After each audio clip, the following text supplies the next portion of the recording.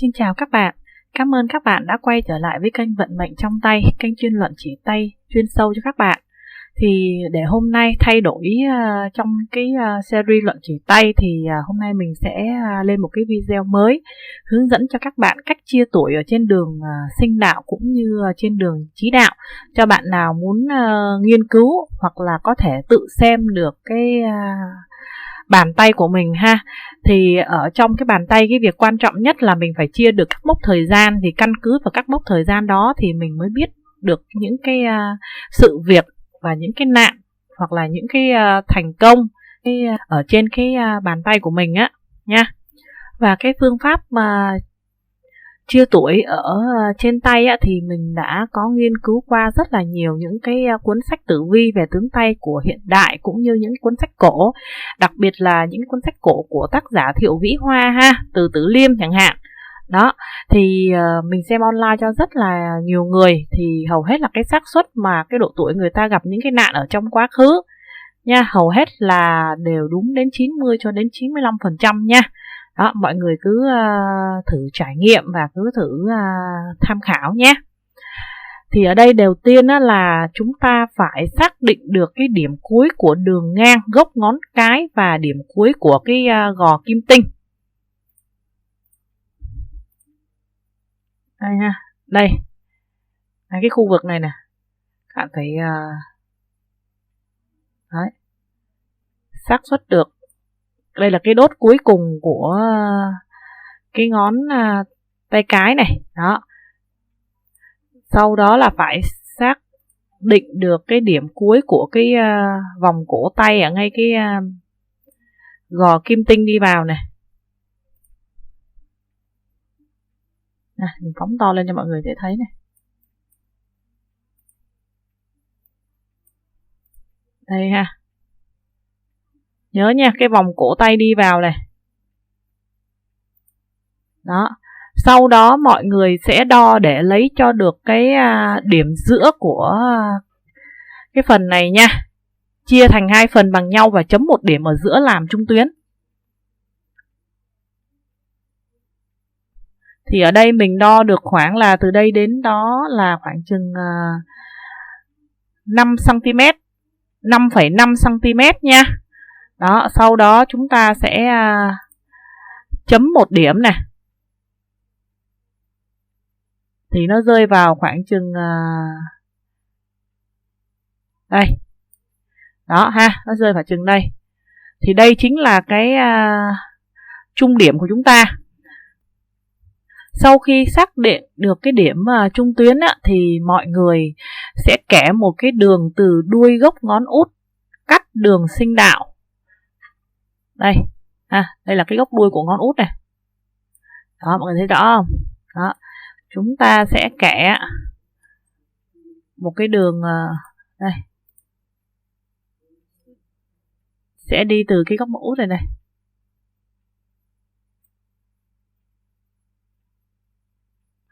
Qua đến đây.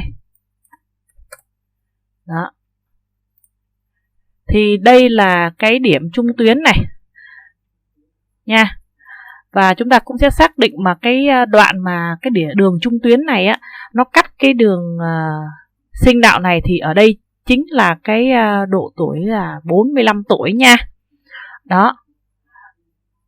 Sau đó chúng ta sẽ xác định được các điểm giữa của các gốc ngón tay trỏ, tay giữa, tay áp út và ngón út nha. Đây. Chúng ta mà cứ chưa biết làm, chúng ta cứ từ từ chúng ta tự đo ha. Đó. Nó cũng đơn giản thôi, nó cũng không có gì cả.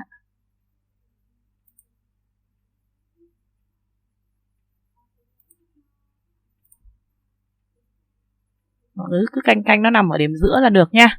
Đó, sau khi canh nằm ở điểm giữa xong thì mọi người phải làm sao? Đây, từ cái điểm giữa của cái ngón trỏ này này. Đó, chúng ta phải kẻ được một cái đường đây. Làm sao cho cái đường này nó song song với cái bề ngang của cái tay mình ấy nha. Đó, là nó song song với cái đường này này. Đó, mọi người thấy rõ không? Đó. Nhà nó phải song song với cái này.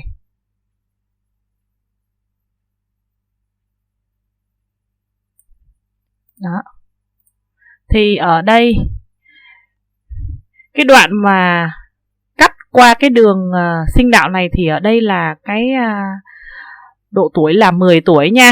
Đó, mọi người thấy không? Và sau khi mà xác định được các điểm thì đây ta sẽ có được đây này. Đây là cái điểm đường trung tuyến thứ nhất này. Đó. Và đây sẽ là điểm đường trung tuyến thứ hai này. Điểm giữa này. Cái điểm thứ hai này ha, nó sẽ đây, để cho nó màu xanh cho mọi người dễ thấy nha. Cái điểm thứ hai này là nó sẽ là nằm giữa của cái bờ gò kim tinh nha. Đó. Nhớ bờ gò kim tinh là nằm ở giữa này, là mình không tính cái đường mà nó chia cái gò hỏa tinh dương này đâu nha. Đó, là cái này là điểm giữa của cái bờ gò kim tinh thôi. Đó. Sau khi đã xác định được hai cái điểm này thì chúng ta tiếp tục đo thôi ha. Đó. Đây. Từ cái trung tuyến thứ nhất này, mình khoanh tròn cái màu đỏ này. Đấy. Mọi người sẽ gióng sang đây.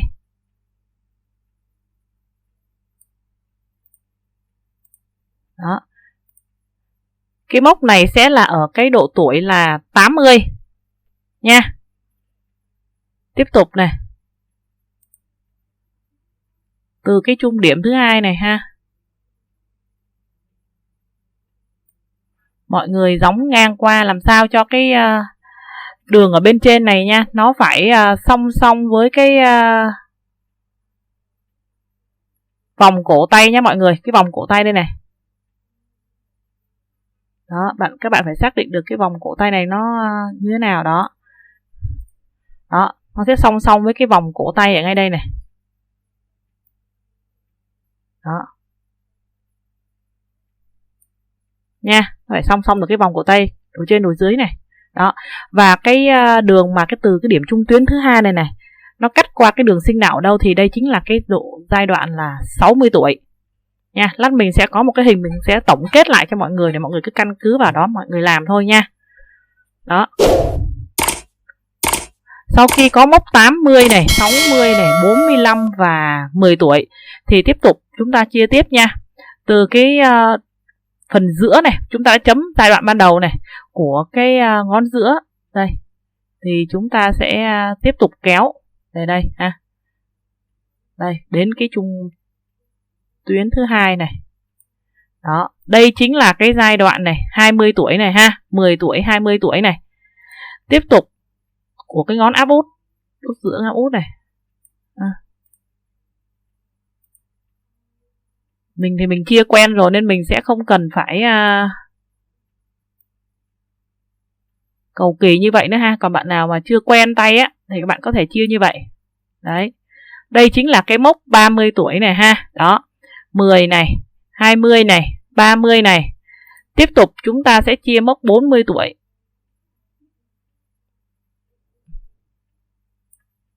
Đấy. Đây chính là ở cái giai đoạn mốc 40 tuổi nha. Đó. Thì 40 này, 45 này nè ha, chúng ta có một cái bờ trung tuyến ở giữa rồi. Tiếp tục chúng ta sẽ đo này. Từ cái điểm mà 60 độ này, đây ha. Cuối 60 độ và cái điểm cuối 40 độ này nha. Đấy. Chúng ta sẽ gióng một đường thẳng chia đôi nó ra.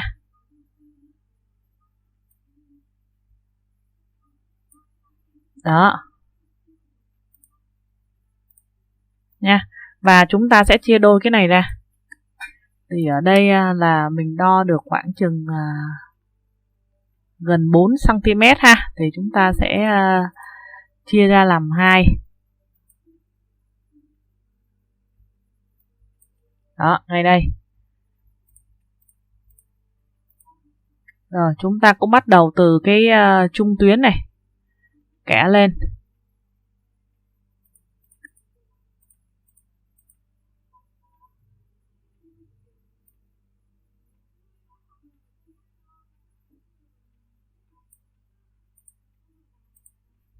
Đó. Thì ngay đây sẽ chính là cái mốc 50 tuổi nha. Đó, 60 tuổi này. Và giai đoạn mốc 70 tuổi thì chúng ta sẽ từ cái trung tuyến thứ hai này, cũng từ cái trung tuyến này ra ha. Đây. Điểm cuối cùng của mé rìa bàn tay này. Đấy. Đây chính là ở cái độ tuổi là 70, 80. Thường hầu hết mình xem tay cho mọi người thì mình chỉ chia ở cái mốc 60 tuổi thôi ha.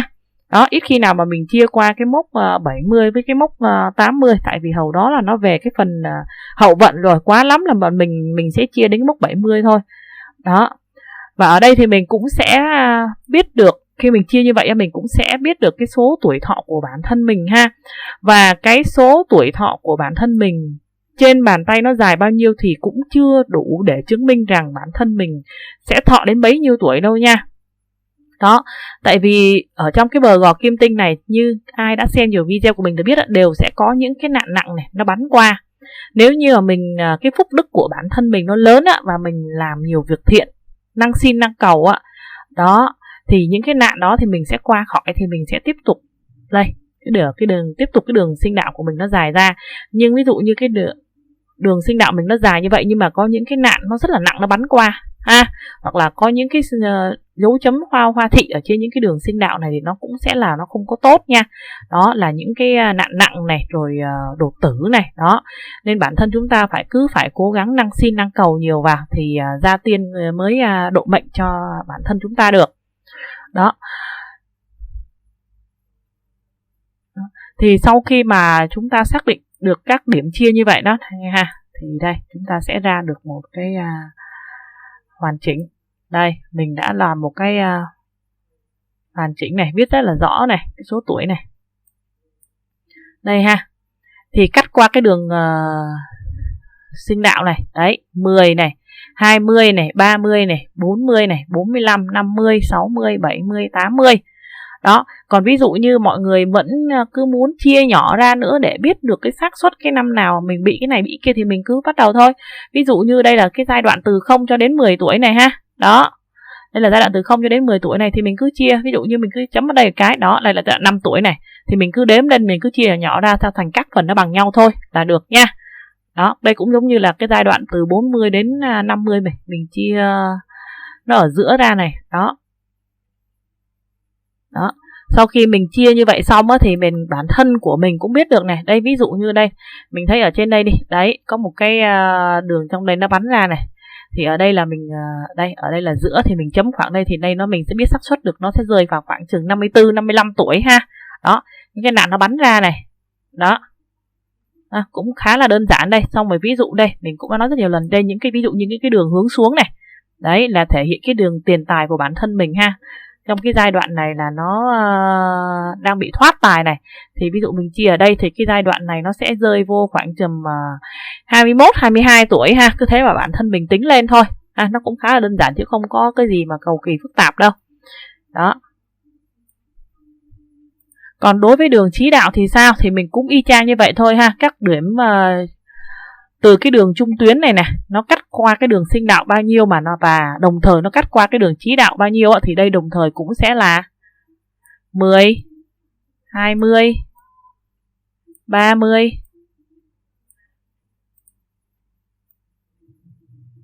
40, 50 ha. Thường là ở cái phần chí đạo là chia đến 50 là hết rồi, hiếm có ai cũng chia qua cái phần trên 50 lắm. Có một số người thì cái học thức của người ta uyên bác đó, học rất là nhiều thì người ta sẽ chia đến tầm khoảng chừng 5 năm đây. Như mình thì mình cũng đến khoảng chừng 5 năm là mình kết thúc này ha. Nhưng mà nó sẽ càng ngày nó càng mờ đi chứ nó sẽ không có rõ ràng đâu. Đó. Khá là đơn giản thôi, không có gì cả. Đó, mọi người thử tham khảo nha. Nếu mà có gì thắc mắc hay là không hiểu thì cứ bình luận, mình sẽ giải thích. Thì do cái thời lượng video cũng có hạn thì mình sẽ chỉ hướng dẫn cách chia tuổi trên đường sinh đạo và đường chí đạo thôi nha. Còn mình sẽ lên tiếp những cái video để hướng dẫn mọi người chia tuổi ở trên cái đường tâm đạo sau nha. Đó, còn nam tay trái, nữ tay phải thì mọi người hãy cùng thử chia cái bàn tay của mình để xem được là ở trong cuộc đời của mình có những cái nạn nào này, có những cái thất thoát tiền bạc ở đâu nha, có những cái thay đổi gì, nạn nào đến năm nào là ứng, để mọi người có thể tự chuẩn bị cho bản thân. Ví dụ như khi mà nạn nó ứng, mình cũng chuẩn bị cái tư thế là sẵn sàng đón nhận thôi ha. Tại vì hầu hết là mình xem cho tất cả mọi người khi mà nạn nó đã ở trên tay rồi thì nó khó khi nào mà mình tránh được lắm. Ví dụ nó chỉ tránh được là ví dụ như qua giai đoạn đó thì có cái nạn nó nặng đi, nhưng mà mình hao một số tiền quá là lớn đi chẳng hạn, thì nó sẽ đỡ được cho cái bổn mạng của mình. Cái đó là phúc đức của tổ tiên nhà mình, người ta đỡ cho mình ha, người ta kiếm cách là người ta sẽ cho mình hao bớt về vấn đề gì đó, thì nó đỡ lên cái đường nạn về thân thể của mình thôi. Nên các bạn phải nhớ là gia tiên chính là điều cốt lõi ở trong mỗi gia đình chúng ta. Đó, còn đi nhà thờ rồi đi chùa chiền thì chúng ta chỉ nên sám hối tất cả mọi lỗi lầm của chúng ta đã gây ra từ đời này hoặc từ kiếp trước thôi ha. Đồng thời cố gắng làm công đức phóng sanh thật nhiều để gửi những cái công đức đó cho oan gia trái chủ, để khi nạn nó đứng lên thì bản thân mình sẽ nhẹ đi rất là nhiều nha. Đó, thì cái đó là chia sẻ của mình, mọi người hãy thử tham khảo nha. Chúc các bạn một ngày tốt lành. Cảm ơn các bạn đã theo dõi video. Xin hẹn gặp lại các bạn ở trong những video tiếp theo. Xin chào tạm biệt các bạn.